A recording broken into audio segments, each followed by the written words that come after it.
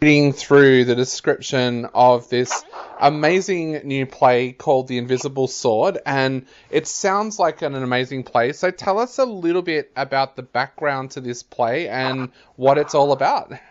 Yeah, sure. So it's got an interesting story behind it, actually. So back when I opened the company 3 years ago now, the original writer of the play, late Clark Bainey, had written this before he'd succumbed to an illness which affected his mind, and he'd actually forgotten that he'd gotten this play printed.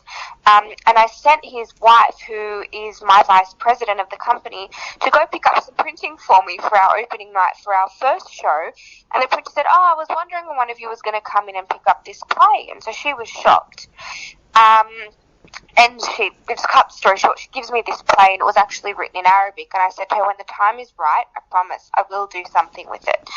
And then obviously COVID happened, and we all went into lockdown. And so I decided that let's get it translated. Why not? So we ended up getting it translated from Arabic to English. And in that period, obviously, there was, a language barrier and things didn't really translate. But the idea behind the story was of acceptance and tolerance and inclusion and love. And I thought, what a beautiful message. So I engaged with myself, Paul Kakamo and Glenn Callum, as two co-writers alongside me to kind of rework the script for the stage. And that's where we are today with the final product. Yeah, you said it's a beautiful story. What was it about the story that made you decide, I need to bring this to the stage? Well, the story fundamentally is about acceptance and tolerance, and I think it's such a beautiful message, and I also think it's a really important message, because in this generation, and I think in generations to come, we're working really hard to break the stereotypes, and we're working really hard to break the cultural biases that have been brought down generationally. And I think one thing that this play did in its original form and also in its rewritten form is really promote this idea of tolerance and acceptance and inclusion, which I absolutely loved. Definitely. And now Glenn is directing as well. Tell us a little bit about Glenn as a director and what you feel he brings to this work as well. Yeah, absolutely. So Glenn was a Sydney-based director, and his background is actually in film and documentary. But the reason why I thought he would be perfect for this is because he's also a scholar on Khalil Gibran, who's a very famous Middle Eastern poet and philosopher, and he's actually the second most published philosopher in the world after Shakespeare, and poet after Shakespeare. So I thought this text, because it does have such cultural significance to both Australia and Lebanon, I think it takes a really important person to be able to bring it to life, in that a lot of our cast are not Middle Eastern. So someone that not only understands, the fundamentals of acting and directing, but someone that can also understand the cultural nature of both Australia and Lebanon. He's Australian Lebanese, born in Australia to migrant parents, but more so, he has that cultural understanding and is able to bring that forward in not only his direction but also to the cast whilst directing. So that's why he got the job. Definitely. Now, one of the things, of course, that your theatre company is known for is the great things that it's doing amongst the acting community. Tell us a little bit about the cast that you've been able to put together for The Invisible Sword.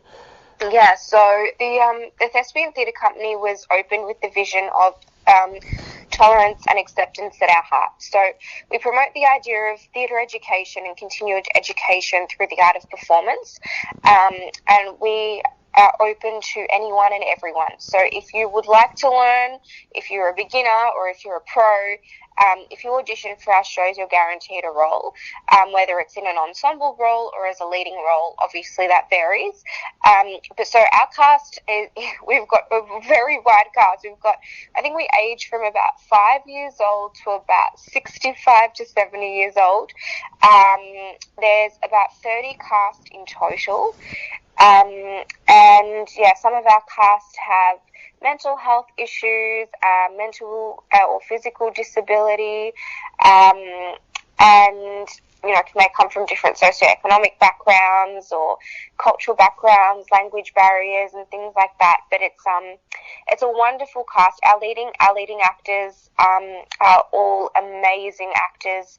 I mean, one of them studied in the UK, at the Royal Academy of Performing Arts. We have some, NIDA people, and we have a mixed bag, but they come together, and it's just magic on the stage. Awesome. Well, I cannot wait to see the show. And I guess I have to ask as well, because we have a lot of writers who listen to this show. Do you also have kind of training programs for people who might want to become playwrights in the future as well?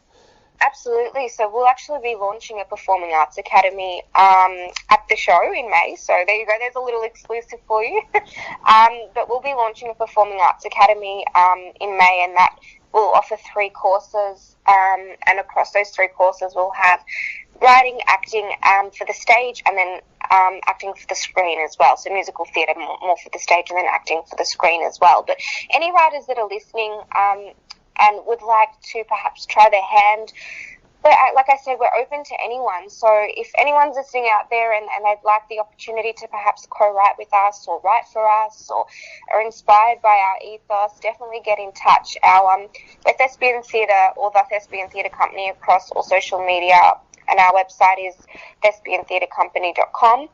And yeah, we'd love to hear from anyone and everyone. Awesome. And we'll put that link up as well for anybody who is listening right now. And for people who are after tickets, The Invisible Sword is on from May 27th to May 30th at the Richmond Theaterette. We'll also put all those links up there as well for where you'll be able to purchase tickets from as well. And if you're listening to this on the podcast, you'll be able to see that link directly below where you found the podcast. I guess to finish up, Celine, is there anything you would like to say to our listeners out there about why they should head along and check out The Invisible Sword?